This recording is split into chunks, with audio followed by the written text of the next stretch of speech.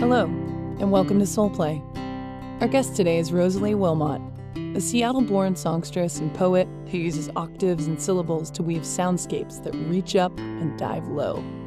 As the lead singer of Terror, she builds off writing and vocal momentum from former projects Dirt Doll and Rosie and the Lazy Buns. She has published 2 poetry chapbooks and curates the Magic Theater Poetry Reading each month in Chiang Mai, Thailand. She is learning lately that evolution, though painful, rough, and messy, brings the highest rewards of happiness she's ever known, and she is endlessly happy to be growing and sharing that experience through her art. In our captivating discussion, Rosalie takes us on a journey through her artistic evolution, sharing poignant anecdotes from her childhood to her current creative projects. As she delves into the realms of her poetry books, Rosalie offers insights into her personal experiences and societal observations, inviting listeners to explore the depths of human emotion and connection. With a blend of introspection and vulnerability, Rosalie reflects on the process of channeling creativity through art, poetry, music, and yoga, all the while highlighting their healing power. And without further ado, I welcome Rosalie Wilmot. Rosalie. Hi. Hello. Welcome to the show. Thank you. I'm excited to be here. So happy to have you here and explore everything that is Rosalie and your experience on this earth. And before we get started, at the top of the set, I will have introduced you already to our listeners. And if you don't mind taking a moment to just introduce yourself and let us know why you're here. So my name's Rosalie Wilmot. I would describe myself as a creative. I'm a writer, a poet, a musician, songstress, cat mother. And I generally love caring for people and sharing stories with the world. I also work quite a bit online with startups and do content editing and writing. Yes, beautiful. Yeah, so creativity. You're a musician, a poet, an artist. How did that begin for you? When did that come into your life?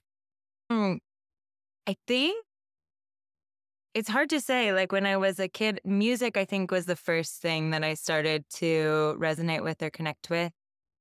We had the soundtrack of Sound of Music at my house when I was a kid, and I would run around the living room like with it blasted, like singing I'm 16 going on 17 and like recreating the gazebo scene by myself. Sounds amazing. And also like there are stories of my grandma taking me through the grocery store and me like singing alone to myself and people stopping and telling me I had a lovely voice and then me like crying and melting into a puddle because I didn't like to be noticed or recognized as extremely, extremely shy as a child. So, wow. Yeah. And do you identify as shy today? Like what changed, would you say? I think I'm still quite shy, but I think ever since I moved to Thailand around 9 years ago, I kind of have been pushing myself out of that. I think actually my whole life I've been slowly pushing myself out of it, but really by moving to Thailand and having to interact with so many new people, having to embarrass myself by trying to learn Thai and speak, right? Like it's no longer possible to be shy. And it's kind of nice to be seen. Isn't it? Beautiful. And it's beautiful to see you in your magic. You have an incredible voice. You have a very intelligent mind trying to depict these human experiences on paper. If we could get into that, do you feel like that has allowed you to be less shy and grow? Yeah. So I remember the first show that I performed with my first band around 6 or 7 years ago.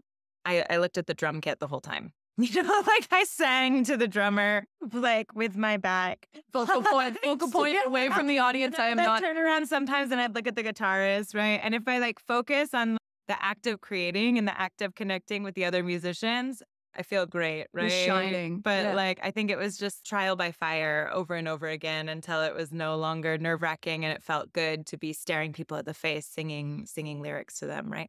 Yeah. And how does that feel for you, being on a stage, singing your words to both strangers, people that you know and love? How do you connect with others through music like that? I think that seeing people kind of getting lost in music, there's a Sister Sledge song. It's like, we're lost in music, caught in a trance, no turning back. I think that like really captures it, right? When you see people like get lost, like losing themselves and really connecting with either an instrument or what's being said vocally, And that's kind of the moment that I live for too, because I also am aiming just to be lost in music in those moments. And then when we can find it together, then that's You're it. flowing. That's it. That is the gold, hey? It's the magic. Yeah, and I think that's why we all do this, right? Mm-hmm. Incredible. So getting lost in music and like a sense of unity too, right? You're losing that I, that me, all these stories and kind of merging with what is just this experience. Yeah, and then it's no longer a problem of being seen because we're all just being, right? You're the collective, dancing on the vibration. Yeah. Yeah. Beautiful. I mean, I've had the pleasure of witnessing you perform, and it's been incredible. You really do bring such force and energy. You bring force and power in such positive ways. Your voice is strikingly beautiful, and your band, it's amazing. So when did you start writing? I have been writing since about the same time, like, because I'm remembering the same childhood house, and I think I had like a Veggie Tales journal that had like a little lock on it. Is this an American thing? As a Canadian, I don't know. Oh, it's an American. Veggie Tales was like a Christian cartoon, and I was raised very Christian, so like I had a Christian cartoon journal was the first thing I started pouring my thoughts into. And since then, I have journals for like my whole life, right? So it's been really consistent. I think in high school, I started writing for the newspaper. I wrote a column about music, and then I became the editor of my school newspaper and started writing, I think, poetry and lyrics. I remember I had a moment when I was in high school where I was writing. I started writing unconsciously without really knowing what that practice looked like of like automatic writing. And I just remember looking back at the notebook and being like, that's not me. Like, I don't remember writing this. I don't know where this came from. Right. And so to have that experience, I think clued me in that like, that was something really interesting, right? That I could tap into a part of myself that I wasn't aware of, right? And that maybe I was connecting with something outside of myself. Channeling. Yep. In a way. And so mind-boggling, especially you were a teenager when you had this like epiphany, basically, right? And when you write now, would you say that it's similar? Is there a sense of channeling that has to do with it? I absolutely believe that writing is channeling. And I think my favorite poets, my favorite artists all kind of subscribe to this, like that the poet is a radio, right? And you're just tuning the dial so that you can transmute the voices outside. And Jack Spicer would call these voices aliens, and others would call them angels, right? Or spirit, muse. There's a lot of different words for it. But I think when you can connect to that external source, then that's what I am interested in writing and sharing, not necessarily the polished or complete story or the straightforward narrative of my own existence or others' existence. Wow.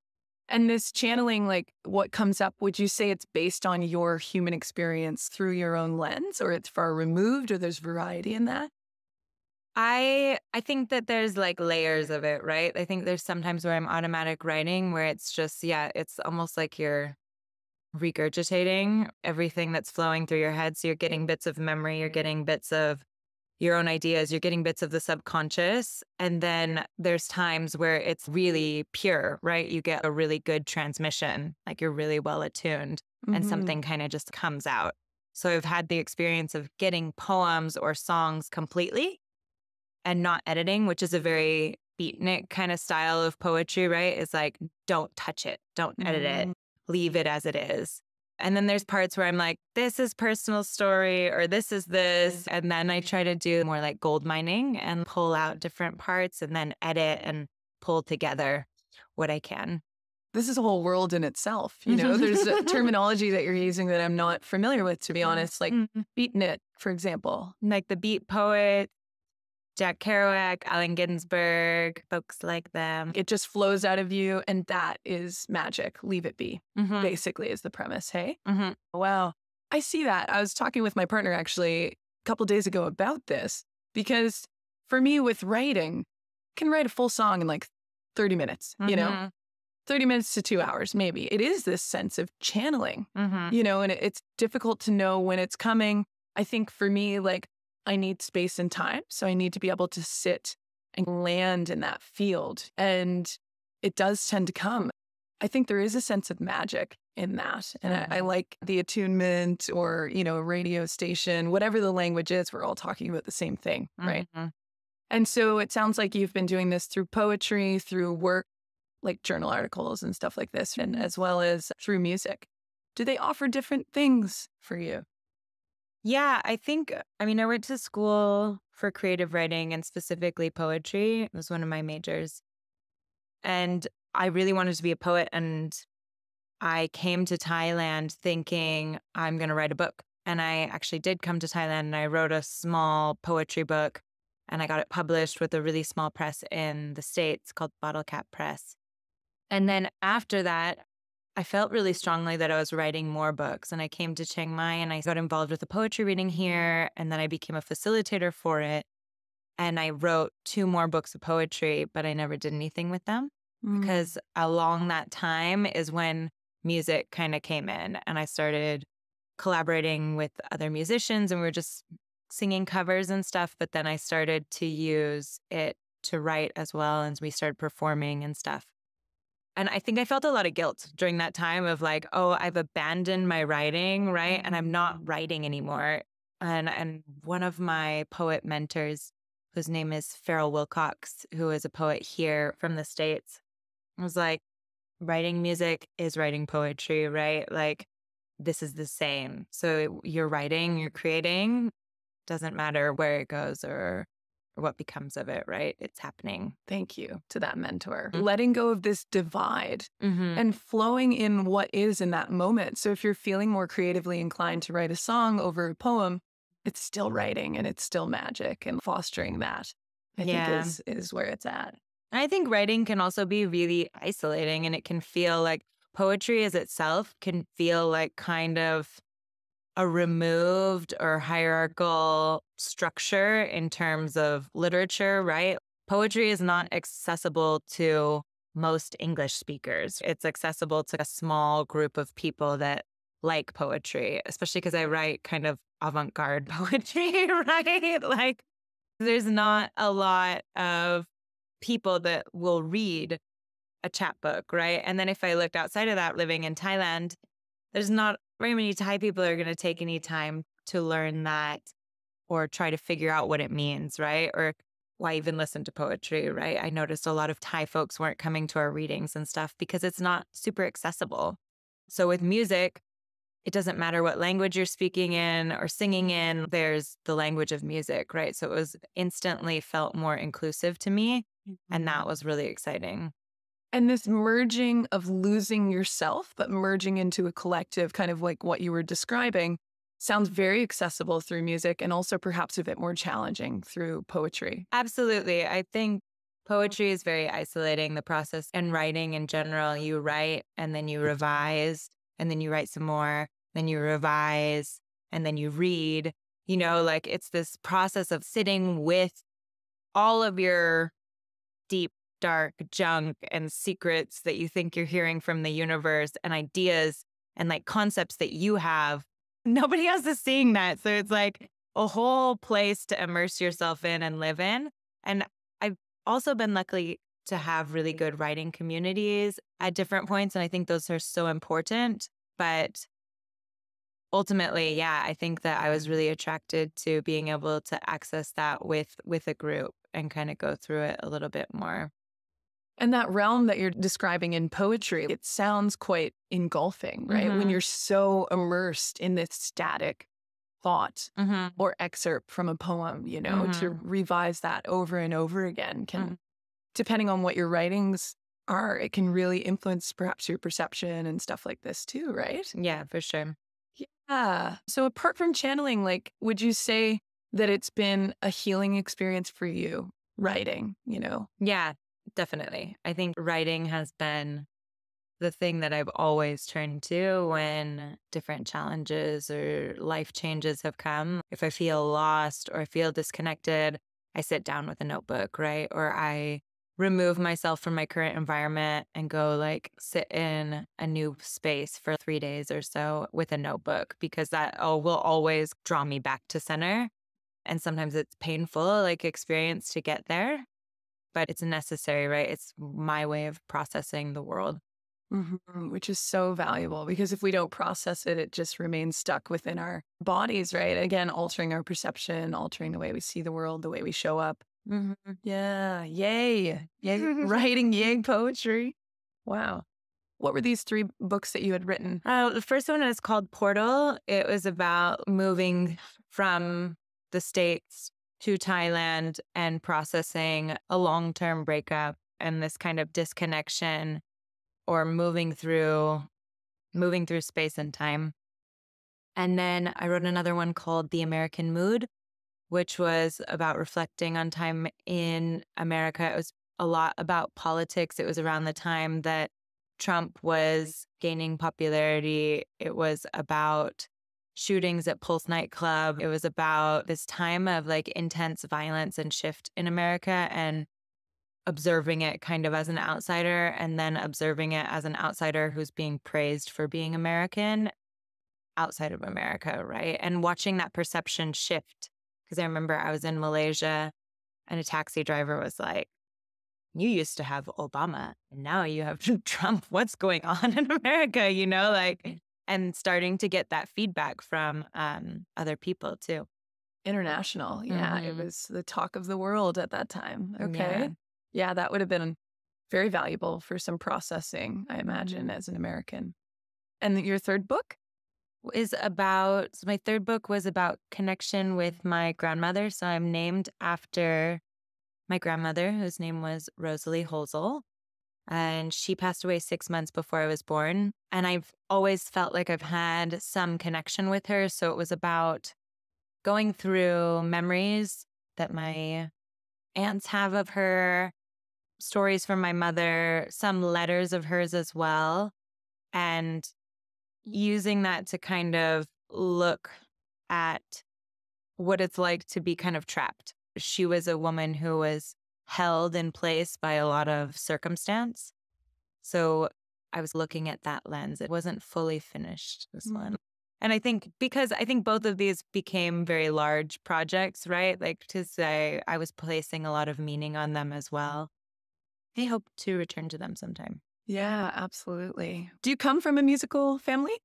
Not really. My grandfather has perfect pitch, and he played the violin, piano, ukulele, and the trumpet. Grandpa, wow. Growing up. So like, we did a family talent show once and we performed My Heart Will Go On together. Cute. My heart loves Celine Dion. Oh, Celine Dion. He loves musicals and jazz music and is in a barbershop quartet. So he is the sole musical person on both sides of my family, really. And he's holding it all, multi-instrumentalist, doing like performances of My Heart Will Go On with his family. Oh, that is melting over here. That's incredible. So yeah, that was kind of it for music in your family. What about poetry and writing in general? Not a lot of that either. Nope. Yeah. You're kickstarting it. Yeah. Yeah, cycle breaker, moving into change, hey? Yeah, I think I have been really blessed because I think growing up in high school, I was definitely more counter culture than most of the people in my family. I wasn't following religion the way my family was. I was pursuing art and interested in different things, right? So I had a lot of fear when I moved into college, I think, and I decided I was going to major in poetry and that was what I was going to pursue. But my parents were really just like, that's great. Supportive. Because, I mean, they'd seen me just like sitting around reading books, scribbling in notebooks, painting, like, and blasting music. So I don't think it was that surprising. And they were very open and supportive. Oh, it's so beautiful to hear. I mean, it absolutely changed the trajectory of your life, right? Yeah. And even my grandfather, who's like a hardcore capitalist, all about saving, the stock market, investment properties, trading cars, like all of that stuff. I really have seen him accept and value my lifestyle and see it as something that's special. Like, I think when I go and cook for him or I go and play music for him, he's really excited because I don't think he sees that with a lot of his other grandchildren or kids. And to be valued by him is especially validating for me, I think. And it was with my grandmother as well. Incredible. Wow. And it's an ode to people's capacity for evolution and an ode to choosing love, right? It sounds like you were shining everything art, everything poetry, everything music throughout the whole course of your childhood into adolescence. So they really saw you in that. And it sounds like allowed you to continue on your own unique path. Yeah. I think that's so profound. And I imagine helped with some confidence on your end, feeling supported and held from your family, hey? Absolutely. I think it would have been much more challenging if they had disproved, because I have had people-pleasing tendencies, right? And I have wanted to be good or to be valuable or to be doing enough. So I do take everything that I do pretty seriously because I feel like I have a responsibility to use this love, acceptance, privilege, all these gifts, huge gifts that I've been given in the earlier part of my life to share more, right? Or to go further. To shine. Yeah. To let that soul play, hey? Yeah. Yeah. Good for you. Wow. And so one of your songs, my favorite, called Strangers. I would love to read the lyrics through, and if we could get some insight into the writing process for you, that would be amazing. Lightning struck the portal, opened wide its mouth and spilled down spirit, calling for a voice, stuck inside a bed, caught inside these walls, edging for a foothold, placed to stake its warning, never meant to finish, never meant to last, never meant to last. I've got strangers running around in my head. They're in my head. They're in my head. Practice wellness, your frequent visitations to places, holding portraits of your favorite gods, your favorite vices, filling up your body to escape your skin. They go transmitting on, looking for skin, looking for skin. I've got strangers running around in my head. They're in my head. They're in my head. High on space. In your vision vessel, I'm wrapped up in your hair's last tangle. There are strangers running around in my head. In my head. I've got strangers running around in my head. They're in my head. They're in my head. Yeah. So Strangers was like a guitar riff that got stuck in my head, and I would be singing it as I drove home on a motorbike. And I had the chorus from the beginning. And I think that the chorus about strangers being in your head was initially related to anxiety, right? Like all the voices that kind of come in and that worry or that tick, right? That's like really clouds your vision or puts you into like hyperspeed.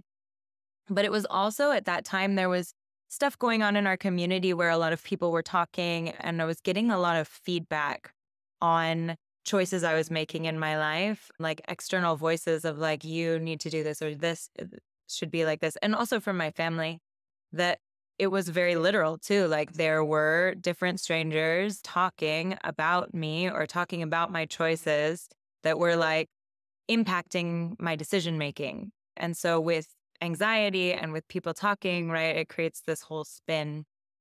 And so I used this poem that I'd written to become the verses. And the verses are really talking about that connection with spirit, that something externally hits you and moves through you and gives you a voice, and you have something to say and you know what you want to say, but that you're stuck in a body, and the body is stuck in a house or stuck in a community that maybe doesn't support it, right? And you're held. So no matter what you're doing, you're kind of in this cycle, right? And you try to do different things like practice wellness. I'm also a yoga teacher. We live in a very spiritual community here. So there's a lot of spiritual bypassing that goes on as well, right? So all of these other practices or these things that you do to try to free yourself up you're really just trying to, free yourself into that spirit and into that voice. Thank you for sharing. I think it's very relatable, like as a fellow human, and I imagine for a lot of our listeners too. It can be so crippling being in this house, being in this space, this contained environment with voices that aren't your own, that don't resonate, and then feeling the powers that be around you, they almost feel permanent, that you can't get out. And what I really like about your music, there's not necessarily resolution, right, in this song as much. And that is a beautiful depiction of life, because life is everything. There isn't always resolution, and it's okay to sit in that state, right, that you are really feeling anxious, or there's voices around, people are giving their 2 cents. And I just think that's one of my favorite things about music, is that it can bring you back to these moments that make you feel, and that make you feel so much that I imagine there was resolution in your own life, right? Like, can you speak to that? Yeah, I think that writing it out has always been a process of like healing, or a process of processing life.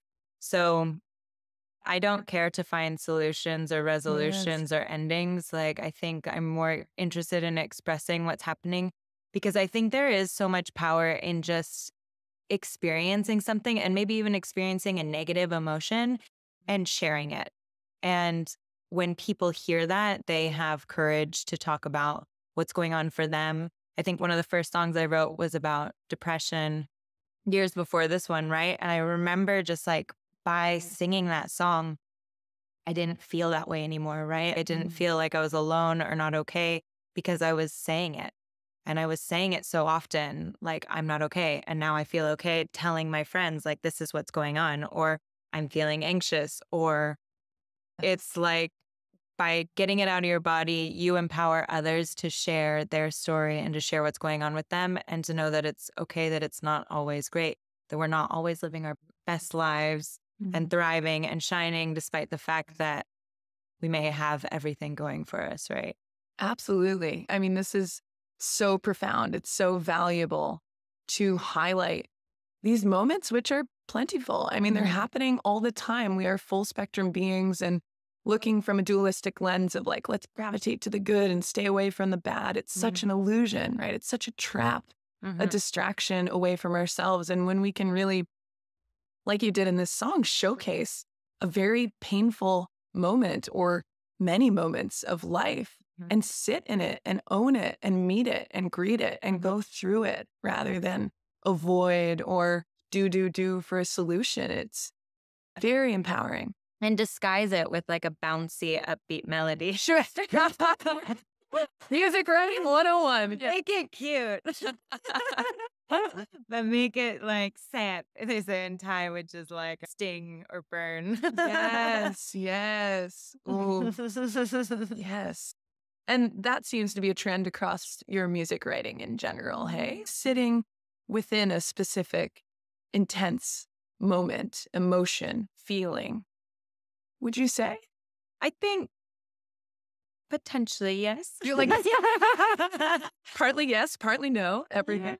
Yeah, I guess, I mean, they're all kind of like little moments or little memories, right? I think that is how I kind of tune into things. And if I can bring back what you had mentioned earlier about allowing others, right? So whenever it's out there to be received by anyone, any human can listen to these songs and music in general, there is a sense of allowance and permission. Yeah. And like, yes, I resonate, like same, but different, right? It's a different lens. It's their own interpretation, but there is a sense of solidarity and like, oh, it is okay to talk about it. Oh, I do perhaps feel better and can connect deeper with someone else whenever it's at the forefront rather than being hidden. Because, I mean, there is a mental health crisis.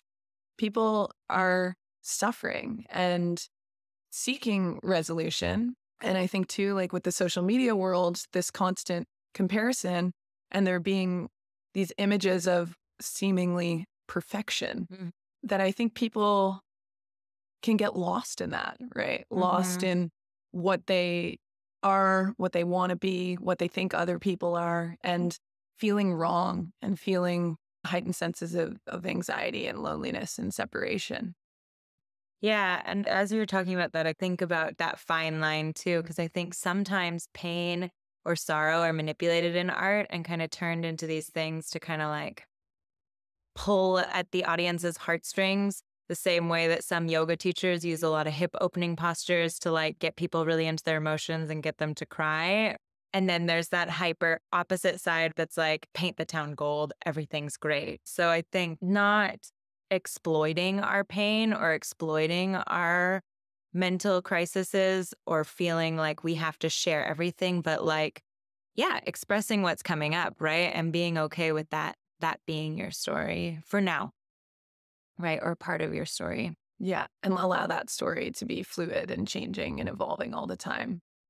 Thank you for bringing that up. I think that's a really important point. These extremes, the pendulum is just swinging from one extreme to the next. And it's very easy to forget about the middle way, right? Mm-hmm. And like balance and trying to access a bit of both rather than going in an extreme version of one. Mm-hmm. Yeah. Yeah. And very relevant to our time. You mentioned yoga. What does that look like for you? I think my yoga practice has become much less physical in the last 4 or 5 years. I've been practicing since I was 15 and did a yoga training, my first yoga training when I was about 24, like my first year living in Thailand, did it with my mom. And then I started teaching a little bit. And it's since then I've been teaching and practicing. It's quite like writing. I feel like it's poetry for the body, right? Because it's movement and it's seeing this body as a container, right? And then seeing how spirit affects it, seeing how your environment affects it, seeing how what you consume, who you're around affects physically and manifests in the body. So I think yoga for me is a place to examine my connection to spirit and self.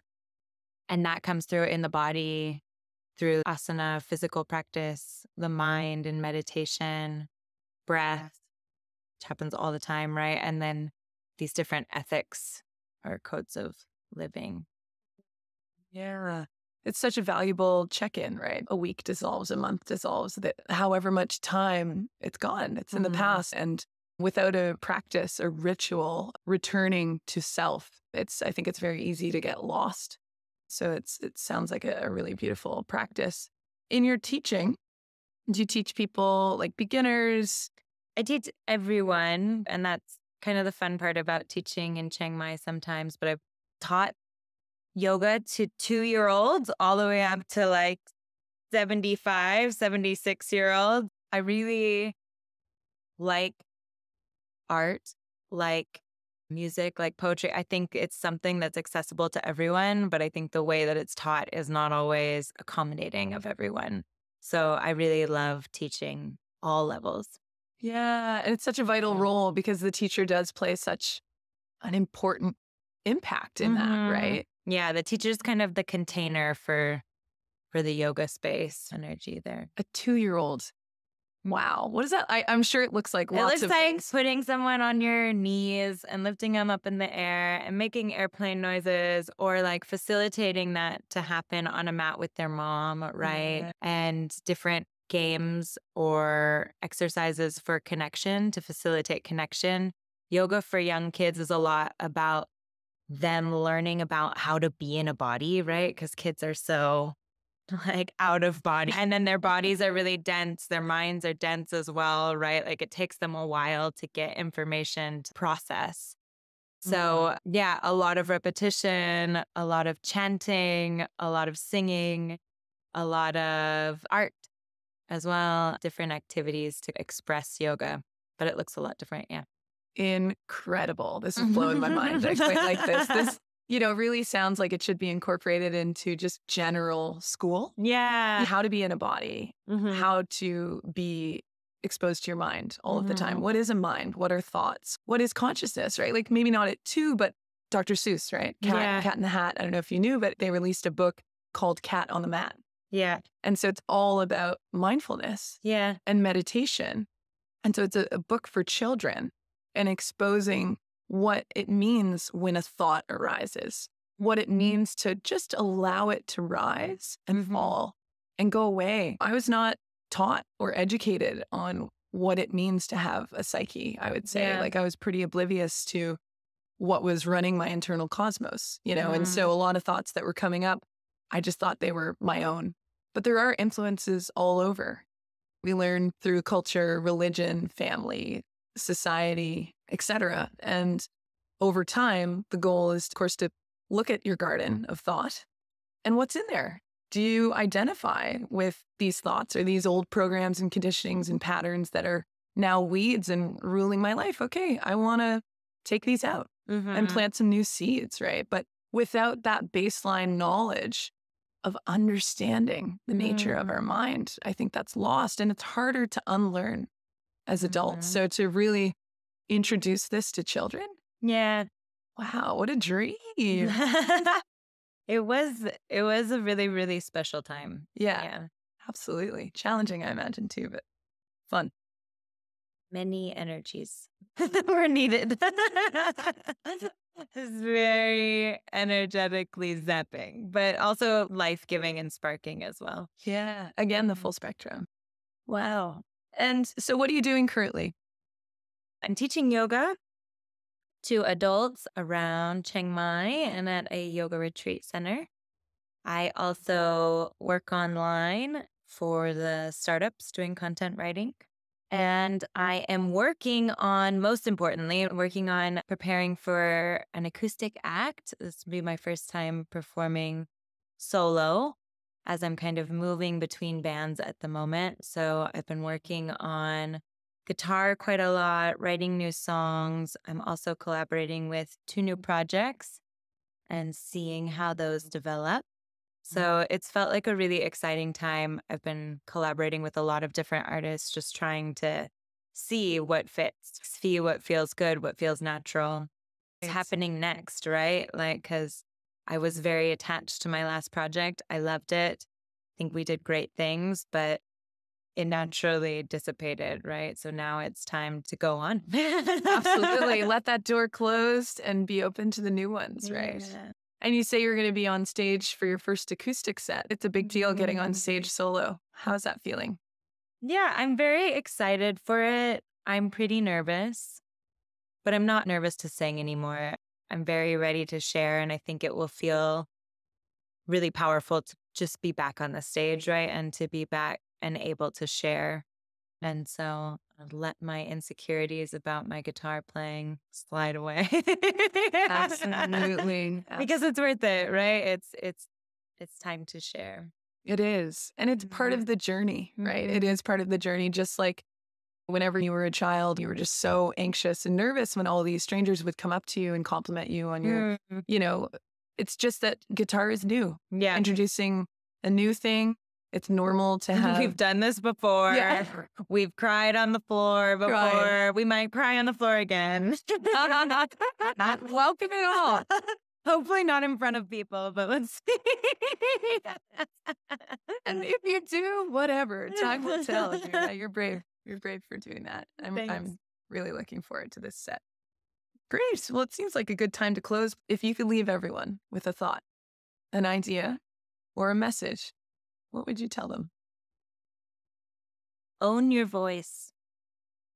Yeah, like listen to yourself and find the way to find your soul's language. Figure out how it wants to come out and experiment with different ways. Everyone has a different way of communicating with the muse, right?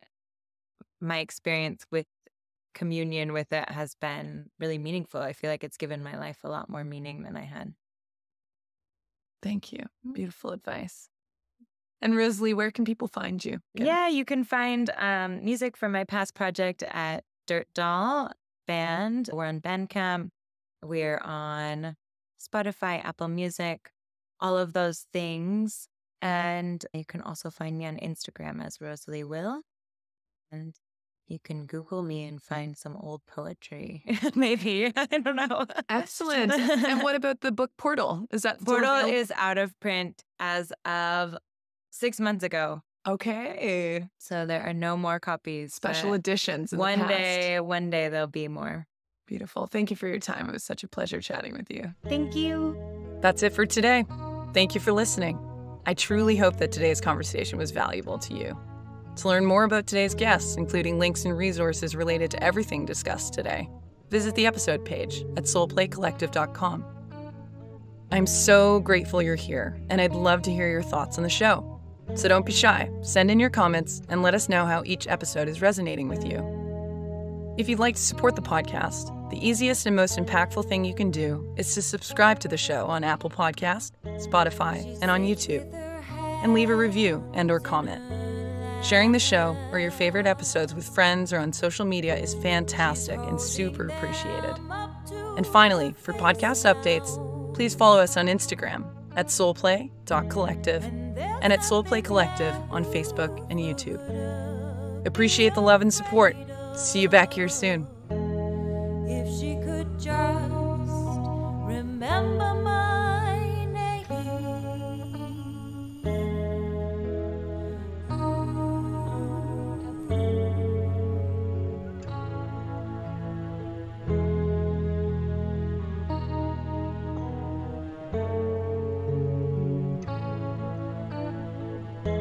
She's watching the birds outside her window.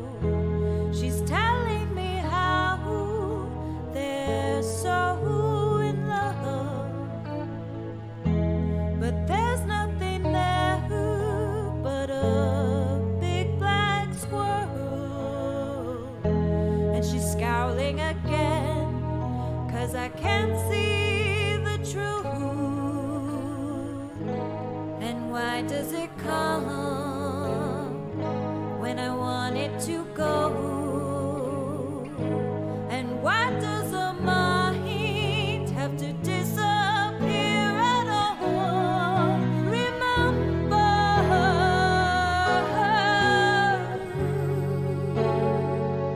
do you remember me, Mary? I still remember you.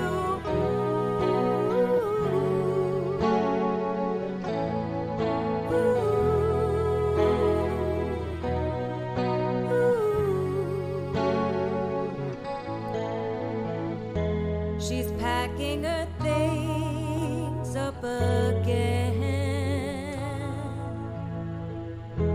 It's time to head home for the night. And no one can say what home she's after. We'll walk her around till she finds a way home. And why does it go